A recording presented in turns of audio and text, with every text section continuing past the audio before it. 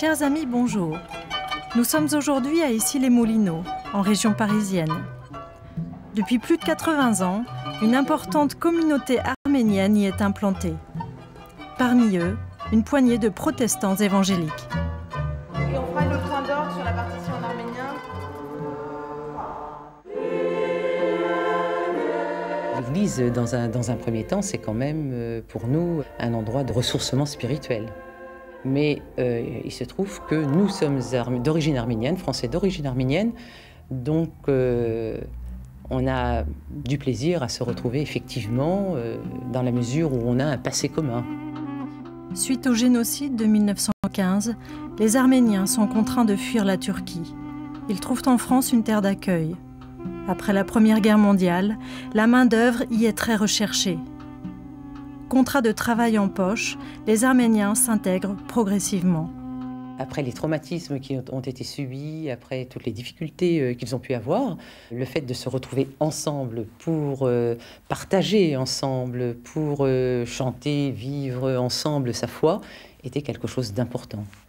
Quand on est déraciné, on a besoin de se retrouver. Dès 1926, les familles arméniennes se réunissent dans les maisons pour célébrer leur culte.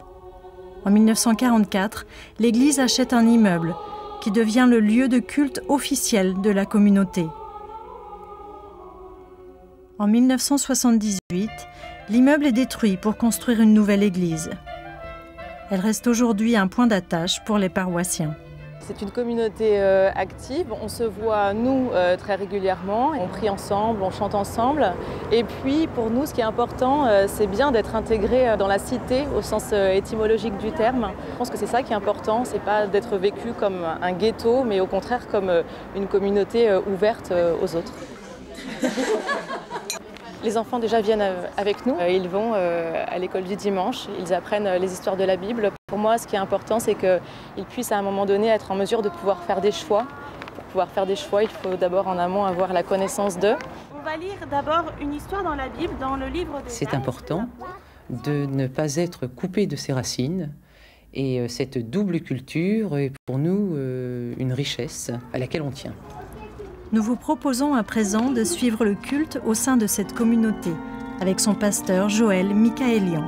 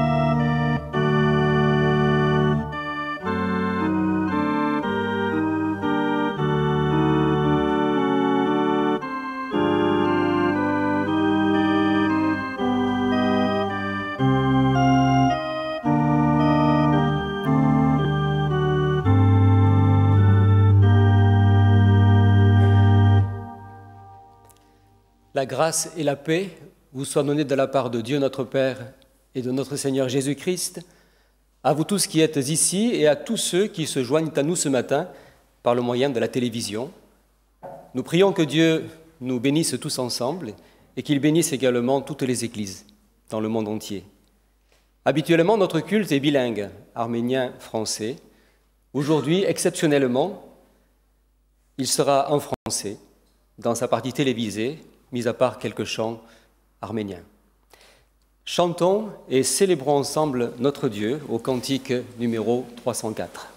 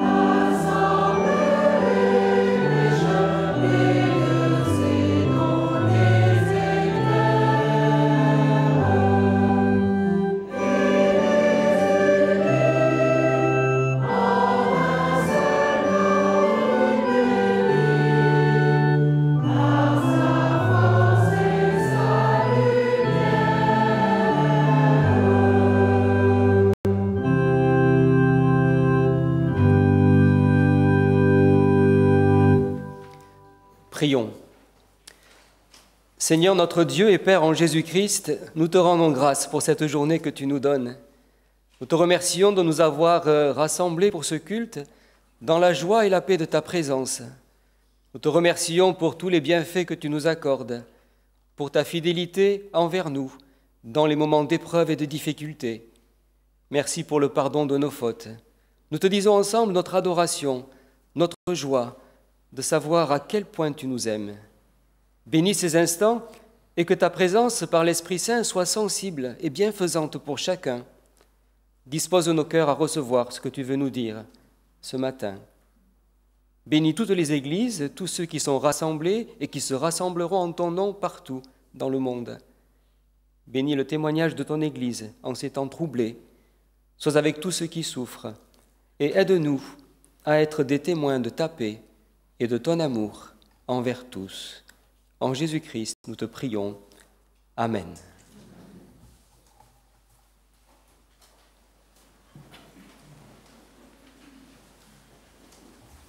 Nous lirons le psaume 23. Le Seigneur est mon berger, je ne manquerai de rien. Il me fait coucher dans de verts pâturages, il me dirige vers des eaux paisibles. Il restaure ma vie, il me conduit sur les sentiers de la justice à cause de son nom. Même si je marche dans la vallée de l'ombre de mort, je ne crains aucun mal, car tu es avec moi. Ta houlette et ton bâton, voilà mon réconfort. Tu dresses devant moi une table en face de mes adversaires. Tu enduis ma tête d'huile, ma coupe déborde. Oui, le bonheur et la fidélité m'accompagneront tous les jours de ma vie et je reviendrai à la maison du Seigneur pour la longueur des jours. Nous écoutons maintenant un chant liturgique en arménien qui célèbre la sainteté de Dieu.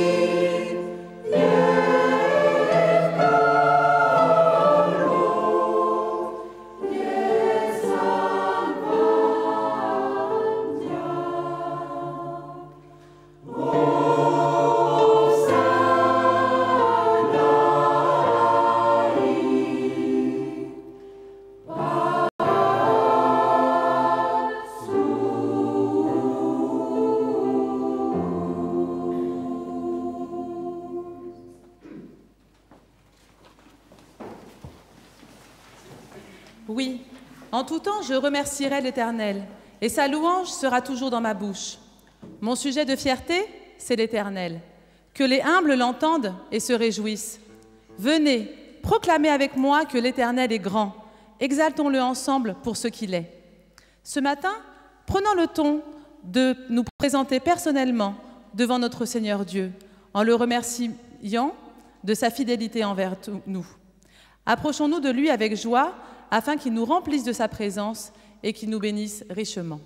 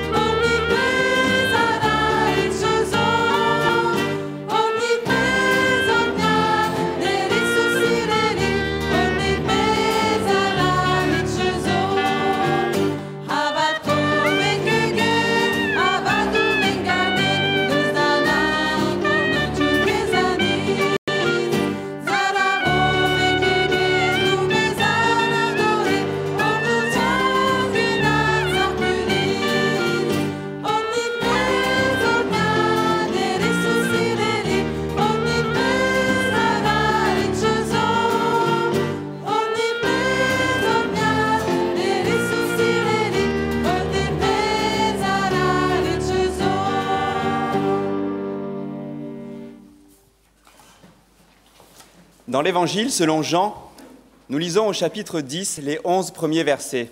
« Amen, amen, je vous le dis, celui qui n'entre pas dans l'enclos à moutons par la porte, mais qui l'escalade par un autre côté, celui-là est un voleur et un bandit. Mais celui qui entre par la porte est le berger des moutons.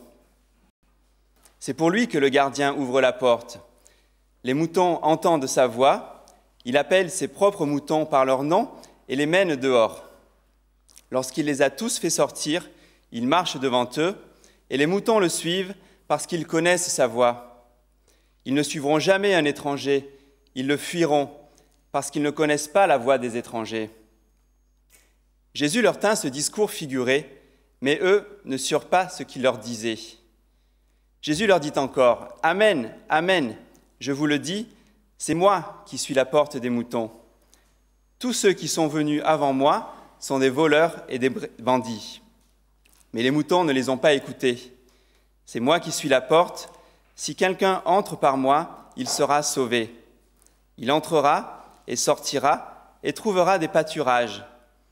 Le voleur ne vient que pour voler, abattre et détruire.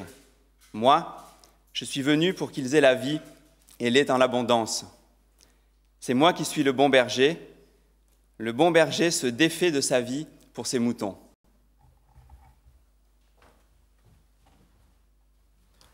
Lisons également dans le livre des Actes des Apôtres, au chapitre 2, les versets 36 à 39. « Que toute la maison d'Israël le sache donc bien. Dieu l'a fait Seigneur et Christ, ce Jésus que vous avez crucifié. Après avoir entendu cela, ils eurent le cœur transpercé, et ils dirent à Pierre et aux autres apôtres, « Frères, que devons-nous faire ?» Pierre leur dit, « Changez radicalement. Que chacun de vous reçoive le baptême au nom de Jésus-Christ pour le pardon de ses péchés, et vous recevrez le don de l'Esprit Saint. Car la promesse est pour vous, pour vos enfants et pour tous ceux qui sont au loin, en aussi grand nombre que le Seigneur, notre Dieu, les appellera. »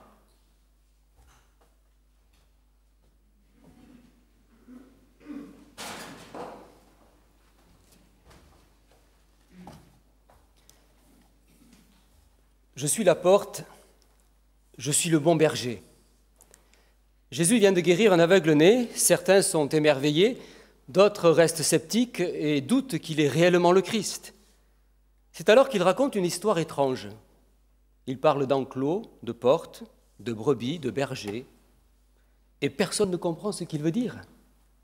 Puis il se présente lui-même comme la porte, le berger, ce qui paraît encore plus énigmatique. Comment Jésus peut-il être à la fois la porte et le berger? Avons-nous ici 1, 2, 3 paraboles, comme certains le pensent? Difficile à dire. Quoi qu'il en soit, il est clair que nous avons ici quelques messages qui se superposent. Réfléchissons quelques instants et ouvrons nos cœurs à ce que le Christ veut nous dire à travers ces paroles. Je suis la porte, si quelqu'un entre par moi, il sera sauvé. Jésus se présente comme la porte de l'enclos où les bergers rassemblaient leurs troupeaux afin de les protéger pendant la nuit.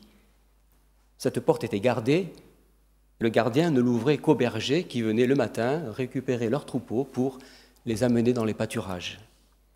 C'est à partir de cette scène pastorale que Jésus se présente comme la porte qui donne accès au salut et à une vie abondante. Il est cette porte pour les bergers comme pour les brebis, ce qui veut dire que chaque être humain est invité à croire et à accepter que Jésus est réellement le Christ pour avoir accès à cette vie nouvelle. Jésus est venu dans ce monde pour donner une vie abondante à tous, une vie réconciliée avec Dieu, avec soi-même, avec les autres. Par son sacrifice et sa mort, il libère tous ceux qui croient de toute culpabilité. Il n'y a donc maintenant aucune condamnation, disait l'apôtre Paul, pour ceux qui sont en Jésus-Christ, car toutes les fautes, tous les péchés ont été expiés à la croix parce que Jésus a accepté de prendre notre place. Il a été condamné à notre place, c'est le sens de sa mort. et sa résurrection nous ouvrent les portes de l'éternité, une éternité pour tous ceux qui se repentent et qui croient. Quelle grâce, quelle espérance extraordinaire! Je suis le bon berger. Jésus est le bon berger et se propose de l'être pour ceux qui veulent bien croire, bien entendu. Il est ce berger qui sait les besoins de ses brebis, il est celui qui nous garde, nous protège, nous conduit chaque jour et qui est toujours présent. Il est attentif à ce que nous vivons, présent dans nos moments de joie, présent également dans nos moments de difficulté et d'épreuve. Il veille sur ses brebis en permanence. Et s'il arrive que l'une d'entre elles s'égare, il la cherche jusqu'à ce qu'il la trouve. Le bon berger donne sa vie pour ses brebis, dit Jésus. Il a donné sa vie pour toi, pour moi. C'est le gage de son amour, c'est le gage de sa fidélité. Il ne t'abandonnera pas, il n'abandonnera jamais ceux qui croient en lui, ceux qui acceptent d'être ses brebis. L'apôtre Paul dira, si Dieu est pour nous, qui sera contre nous? Lui qui n'a point épargné son propre Fils, mais qui l'a livré pour nous tous, comment ne nous donnera-t-il pas aussi toutes choses avec lui? L'image du berger et des brebis nous rappelle également que la vie chrétienne ne peut pas se vivre en solo. Elle doit se vivre en communion avec d'autres, en Église, afin de constituer un lieu de témoignage et d'accueil pour que d'autres encore puissent connaître cette joie et cette espérance qui est la nôtre. Je suis la porte. Si quelqu'un entre par moi, je suis le bon berger. Par ces paroles, le Christ s'adresse à chacun d'entre nous ce matin. Car au-delà de l'image qui peut nous paraître désuète, des brebis, des bergers, n'oublions pas qu'il y a chaque être humain, vous et moi, et qu'il y a le Créateur, le Dieu de tout l'univers. Il y a notre vie dans ce monde et notre vie dans l'éternité. Il y a cette invitation à laquelle chacun doit répondre un jour. Invitation à croire que Jésus est le Christ et que son sacrifice est tout suffisant pour donner accès à cette vie nouvelle et à cette éternité. Il est pour le croyant le bon berger, celui qui nous aime, et il a promis d'être avec nous tous les jours, jusqu'à la fin du monde. Et il a promis de nous accueillir dans sa gloire, au-delà de ce monde. Que nous partagions tous cette belle espérance, c'est ma prière. Amen. Je vous invite à un temps de recueillement et de prière maintenant.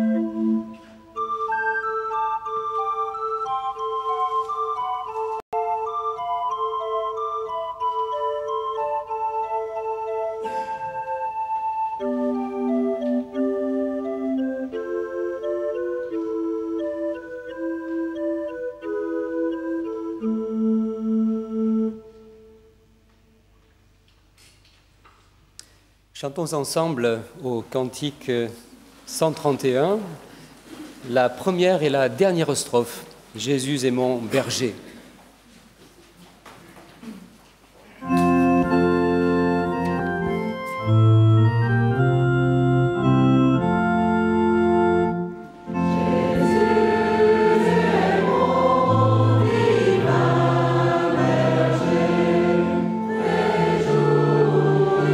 Wow.